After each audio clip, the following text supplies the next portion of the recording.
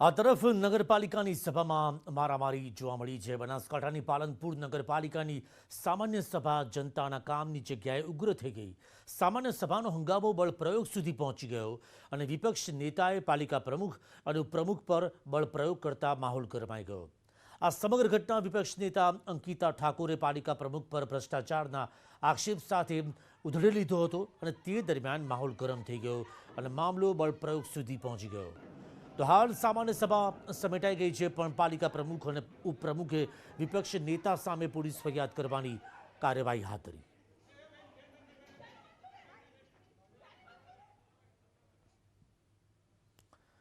રાજ્યમાં પડી રહી છે કાળઝાળ ગરમી અને 8 શહેરોમાં ગરમીનો પારો 40ને પાર પહોંચી ગયો। 40 ડિગ્રી તાપમાન સાથે સુરેન્દ્રનગર અને ભુજ સૌથી ગરમ શહેર છે। અમદાવાદમાં 41.9 ડિગ્રી સેલ્સિયસ તાપમાન નોંધાયું। રાજકોટમાં 41.2, ગાંધીનગરમાં 41 ડિગ્રી તાપમાન, કંડલામાં 41, ડીસામાં 40.9, અમરેલીમાં 40.7 ડિગ્રી તાપમાન। અને આમ આગામી 3 દિવસ હજુ પણ રાજ્યમાં ભીષણ ગરમી પડે તેવા એંધાણ છે।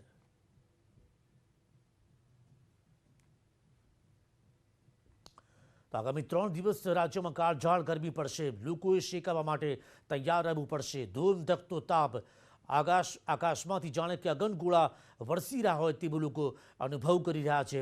અમદાવાદમાં 41.9 ડિગ્રી સેલ્સિયસ તાપમાન નોંધાયું છે અને હજુ પણ આગામી 3 દિવસ કાળઝાળ ગરમી પડશે। 8 શહેરોમાં ગરમીનો પારો 40 ડિગ્રીને પાર પહોંચી ગયો અને 42 ડિગ્રી સાથે સુરેન્દ્રનગર એ સૌથી વધુ ગરમી પડતું શહેર જોવા મળ્યું છે।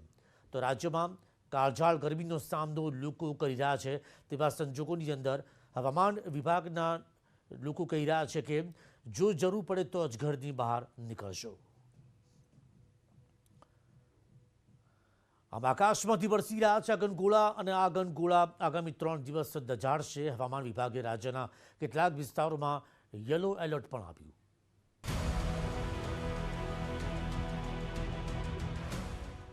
એપ્રિલમાં ગરમીનું વધશે આક્રમણ।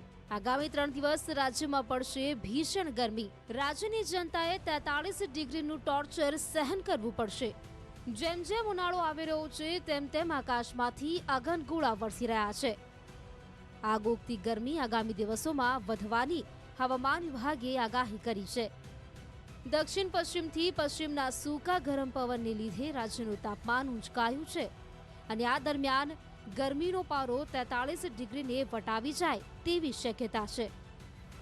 હીટવેવની સૌથી વધુ અસર અમદાવાદ સહિત ઉત્તર ગુજરાત, ગાંધીનગર, બનાસકાંઠા, સાબરકાંઠા, પાટણ, મહેસાણા તેમજ રાજકોટ, ગીર સોમનાથ, બોટાદ, સુરેન્દ્રનગર, અમરેલી અને કચ્છ જિલ્લામાં વર્તાય તેવી શક્યતા છે। દક્ષિણ પશ્ચિમથી પશ્ચિમના સૂકા ગરમ પવનને લીધે બુધવારે અમદાવાદ સહિત રાજ્યના 4 શહેરમાં ગરમીનો પારો 41 ડિગ્રીને વટાવી ગયો હતો। टेम्परेचर बढ़ेगा, 1-2 डिग्री 3 डिग्री तक बढ़ने का संभावना है और इसलिए हीट वेव कंडीशन हमने दिया है।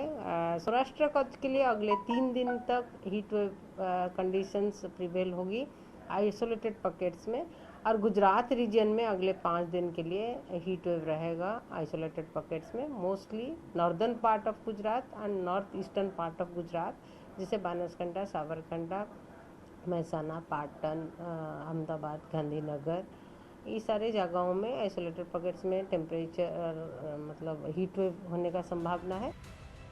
શુક્રવારથી 4 દિવસ અમદાવાદ સહિત રાજ્યમાં હીટવેવની આગાહી કરવામાં આવી છે। 1 એપ્રિલે પોરબંદર અને કચ્છમાં યલો એલર્ટ જાહેર કરવામાં આવ્યું છે, તો 2 એપ્રિલે બનાસકાંઠા, સાબરકાંઠા, પાટણ, મહેસાણા, રાજકોટ, પોરબંદર, જૂનાગઢ અને કચ્છમાં યલો એલર્ટ જાહેર કરાયું છે, તો 3 એપ્રિલે અમદાવાદ, ગાંધીનગર, બનાસકાંઠા, સાબરકાંઠા, પાટણ, મહેસાણા, રાજકોટ, પોરબંદર, જૂનાગઢ, સુરેન્દ્રનગર, અમરેલી, કચ્છમાં યલો એલર્ટ જાહેર કરવામાં આવ્યું છે। Bureau report, news 18 Gujarati. મોંઘવારી મુદ્દે કોંગ્રેસે અમદાવાદમાં આક્રમક વિરોધ કર્યો। કોંગ્રેસના પ્રદેશ કાર્યાલય પર મહિલા કોંગ્રેસ દ્વારા મોંઘવારીના વિરોધમાં પૂતળું બાળી વિરોધ કરવાનું આયોજન કરવામાં આવ્યું, પણ પોલીસે આ અંગે કોંગ્રેસ કાર્યાલયમાં અંદર જઈ પૂતળું ઉઠાવી લેતા પ્રદેશ કોંગ્રેસ કાર્યાલય પર માહોલ ગરમાઈ ગયો। પોલીસનું મહિલા સાથે ઘર્ષણ થયા હોવાના પણ દ્રશ્યો સામે આવ્યા. કોંગ્રેસ કાર્યાલયમાં પોલીસે તપાસ કરતા પ્રમુખ જગદીશ ઠાકોરે કહ્યું કે પોલીસે અમારી મહિલા કાર્યકર્તાઓ પર લાઠીચાર્જ કર્યો છે, જે ખૂબ જ નિંદનીય છે. પોલીસ સાથે ઘર્ષણ બાદ મહિલા કોંગ્રેસે મોંઘવારી વિરુદ્ધ ઉગ્ર વિરોધ કર્યો.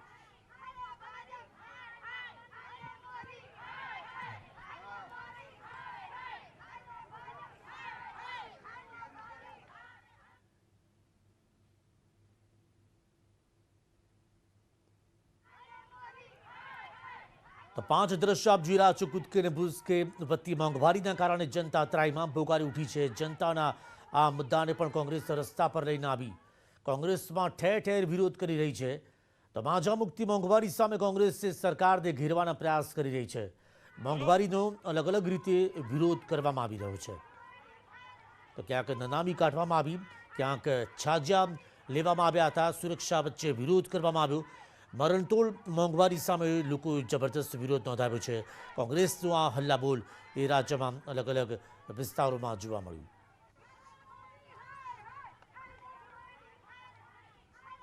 કે અખતરા કરવાના બંધ કરી દો. ગુજરાત પ્રદેશ કોંગ્રેસની પ્રીમાઇસીસમાં એની મિલકતમાં આવીને રૂમો ચેક કરવા, પોલીસ આવીને અમારી મહિલાઓ ઉપર લાઠીચાર્જ કરે, આ नाटको भारतीय जनता पार्टी बंद करी दो. गुजरात में लोकतंत्र नाम की चीज खत्म हो गई है. अगर सरकार के खिलाफ आंदोलन करना है तो उसकी परमिशन चाहिए. ऐसा देश के किसी राज्य में नहीं है. इससे ज्यादा खतरनाक बात हो नहीं सकती.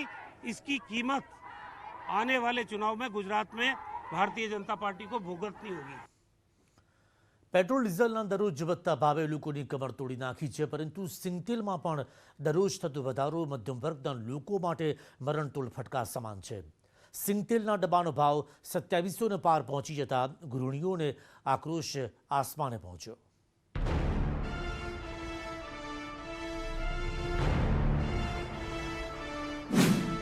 ધીમા ઝેરની જેમ ખાદ્યતેલમાં દરરોજ થઈ રહેલો ભાવ વધારો મધ્યમ વર્ગના લોકોની ઊંઘ હરામ કરી રહ્યું છે. પેટ્રોલ ડીઝલની જેમ હવે સિંગતેલના ભાવમાં પણ દરરોજ વધારો થતો જાય છે. સિંગતેલના ડબ્બાનો ભાવ 2730 રૂપિયાને પાર કરી ગયો છે. મોંઘવારીએ એટલી હદે માઝા મૂકી છે કે 7 દિવસમાં સિંગતેલના ભાવમાં 155 રૂપિયાનો વધારો થયો. માર્ચ 2020 થી માર્ચ 2022 સુધીમાં સિંગતેલના ભાવ તોતિંગ કહી શકાય એવો 25% વધારો ઝીંકાયો છે. જ્યારે કપાસિયા તેલના ડબ્બાનો ભાવ 2660 રૂપિયા પહોંચતા સામાન્ય લોકો માટે જીવવું મુશ્કેલ બનતું જાય છે. સૌથી મોટું તો જે ગરીબો માટેનું ખાસ હતું પામોલીન તેલ અને કપાસિયાનું તેલ, જે અત્યારે સિંગતેલની સાથે જઈને ઊભું રહ્યું છે. સિંગતેલના ભાવ તો વધ્યા છે, પણ સાથોસાથ પામોલીન અને કપાસિયાનું તેલ પણ એટલા બધા ભાવ વધી ગયા છે. કોરોના કાળનો સામનો કર્યા બાદ મધ્યમ વર્ગ માંડ બેઠો થવાનો પ્રયત્ન કરે છે, ત્યાં તો મોંઘવારીનો કોરડા વીંજાય છે. દૂધ, ગેસ, શાકભાજી, સિંગતેલ આ તમામના ભાવ ભડકે બળે છે. ત્યારે રસોડામાં બનાવું શું? સવાર પડતાની સાથે જ દરેક ગૃહિણીઓના મનમાં આ સવાલ હોય છે. એટલું મુશ્કેલ છે ને કે હું તમને કહું, સવારે ઉઠીએ એટલે દૂધ લેવા જઈએ, દૂધના ભાવ વધી ગયા.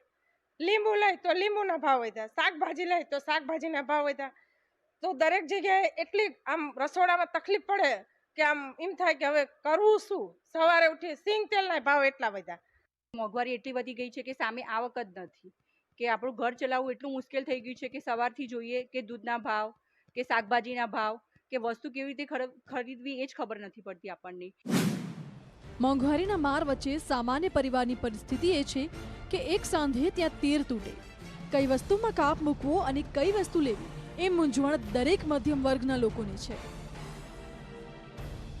સુરતથી કીર્તેશ પટેલ સાથે ભાવનગરથી નીતિન ગોહિલ, ન્યૂઝ 18 ગુજરાત. વિધાનસભાની ચૂંટણી નજીક આવતા કેટલાક મોટા નેતાઓની પક્ષપલટાની અટકળો વહેતી થઈ છે.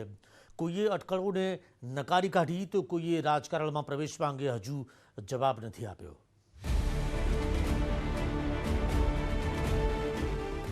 રાજકારણ અને સામાજિક ક્ષેત્રના 3 મોટા ચહેરા અત્યારે ચર્ચામાં છે. કોંગ્રેસના નેતા ઇન્દ્રનીલ રાજ્યગુરુની આમ આદમી પાર્ટીમાં જોડાવાની અટકળો તેજ બની છે, તો કુંવરજી બાવળિયા કોંગ્રેસમાં જોડાશે તેવી અટકળો છે.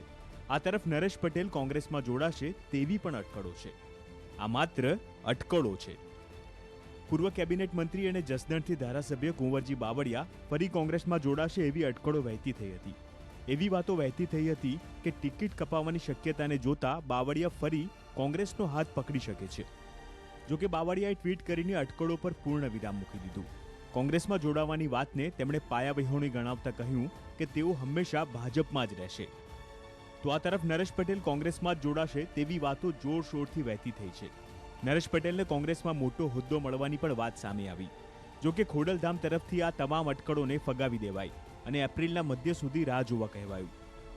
તો રાજકીય આગેવાનો છે એ પોતપોતાના પક્ષમાં જ નરેશભાઈ આવે છે એવી આશા અને અપેક્ષાએ પોતપોતાની રીતે સ્ટેટમેન્ટ આપતા હોય, પણ ગઈકાલની જે વાત છે કે નરેશભાઈ જોડાઈ જ ગયા એ વાત 100% ફેક છે. એ વાતમાં કોઈ તથ્ય નથી. કદાચ થર્ડ વીક ઓફ એપ્રિલમાં જે કંઈ સમિતિનો રિપોર્ટ છે આવશે એટલે એ રિપોર્ટના આધારે જણાવી અને જાહેર કરીશું એમને જોડાવું કે નહીં. કોંગ્રેસના અગ્રણી ઇન્દ્રનીલ રાજ્યગુરુ પક્ષથી નારાજ હોવાની અને આમ આદમી પાર્ટીના સંપર્કમાં હોવાની પણ અટકળો સામે આવી. આપના પૂર્વ શહેર પ્રમુખ રાજભા ઝાલા ગુરુવારે સવારે તેમને મળ્યા પણ હતા. સાંજ પહેલા તો કોંગ્રેસના નેતાઓ પણ ઇન્દ્રનીલને મળવા તેમના નિવાસસ્થાને પહોંચ્યા હતા. ન્યૂઝ 18 સાથેની ટેલિફોનિક વાતચીતમાં રાજ્યગુરુએ કહ્યું કે તેઓ કોંગ્રેસમાં જ રહેશે, પણ ટિકિટની વહેંચણી પહેલા તેઓ પ્રેશર ટેકનિક અપનાવતા હોવાની પણ વાતો વહેતી થઈ છે. રાજકારણમાં અટકળો એમને એમ નથી, અટકળો સાચી પણ પડતી હોય છે. ત્યારે આમાંથી કોના માટેની અટકળો સાચી પડે છે તે જોવું રહેશે. Bureau report, news 18 Gujarati. એશિયાઈ સિંહોની વસ્તીને લઈને રાજ્યસભાના સાંસદ પરિમલ નથવાણીના સવાલનો સરકારના મંત્રીએ જવાબ આપ્યો. એશિયાઈ સિંહોની છેલ્લા વસ્તી ગણતરી અનુસાર ગીર રાષ્ટ્રીય ઉદ્યાન અને અભયારણ્યમાં સિંહની ગીચતા 13.38 પ્રતિ 100 ચોરસ કિલોમીટર છે, જેની સામે સિંહના મારણ તરીકે ઉપયોગમાં આવતા જંગલી પ્રાણીઓની ગીચતા 11,203 પ્રતિ ચોરસ કિલોમીટર છે. પર્યાવરણ, વન અને જળવાયુ પરિવર્તન રાજ્યમંત્રી અશ્વિની કુમાર ચૌબે રાજ્યસભાના સાંસદ પરિમલ નથવાણી દ્વારા પૂછવામાં આવેલા પ્રશ્નના ઉત્તરમાં આ માહિતી આપી. તેમના મતે ગીર રાષ્ટ્રીય ઉદ્યાન અને અભયારણ્યમાં ગીરના સિંહો માટે ખોરાકની ઉપલબ્ધિ માટે 2 સર્વે કરવામાં આવ્યા. ગીર રાષ્ટ્રીય ઉદ્યાન અને અભયારણ્યમાં મારણની સંખ્યામાં વધારો કરવા માટે લેવામાં આવેલા પગલામાં ઘાસના મેદાનોનો વિકાસ, બ્રાઉઝેબલ છોડની પ્રજાતિઓની કાપણી, છટણી વગેરે સહિતના રહેણાંક સુધારણા કાર્યોનો સમાવેશ થાય છે. તો મારણમાં ચિતળ, સાંભર, નીલગાય, ભારતીય ચિંકારા, યોશિંગા વાનર, જંગલી ભૂંડ, કાળિયાર, ભારતીય મૂળનો સમાવેશ થાય છે.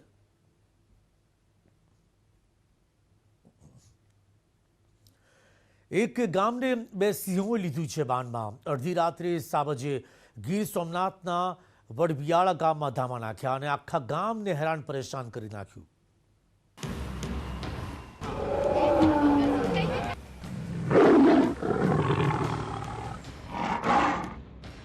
સિંહ યુગલે કલાકો સુધી એક ગામને બાનમાં લીધું.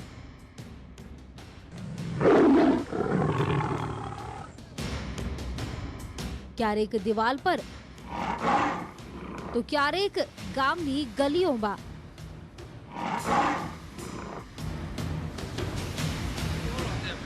ક્યારેક મંદિર પાસે. સિંહ યુગલે ગામમાં એવા તો ધામા નાખ્યા કે ગામ લોકોની ઊંઘ હરામ થઈ ગઈ. ગીર સોમનાથના ગીર ગઢડાના વડવિયાળા ગામમાં 2 સિંહો ઘૂસ્યા હતા અને આખી રાત ભયના માહોલ સાથે ગામને ચકડોળી ચડાવ્યું.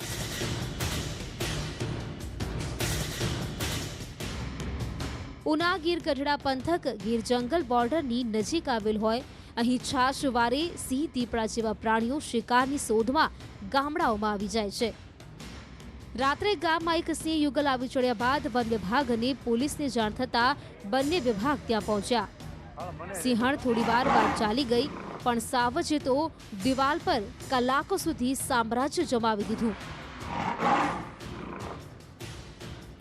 વનરાજ અહીંથી ટસના મસ થવાના મૂડમાં ન હતા અને કલાકો સુધી સાવજે કોઈને મચક ન આપી.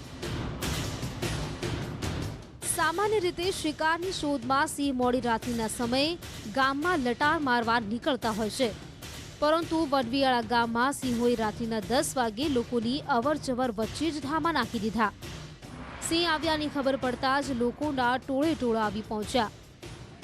બીજી તરફ વન વિભાગનો કાફલો પહોંચ્યો અને કોઈ હુમલો ન થાય તે રીતે બચાવ કામગીરી શરૂ કરી. દિવાલ પર સિંહ સવારી કલાકો સુધી રહી અને ત્યાં સુધી કોઈ કંઈ જ ન કરી શક્યું. આખરે કલાકોની જહેમત બાદ પરિસ્થિતિ થાળે પડતા વન વિભાગ અને ગ્રામજનોએ રાહતનો શ્વાસ લીધો. Bureau report, news 18 Gujarati.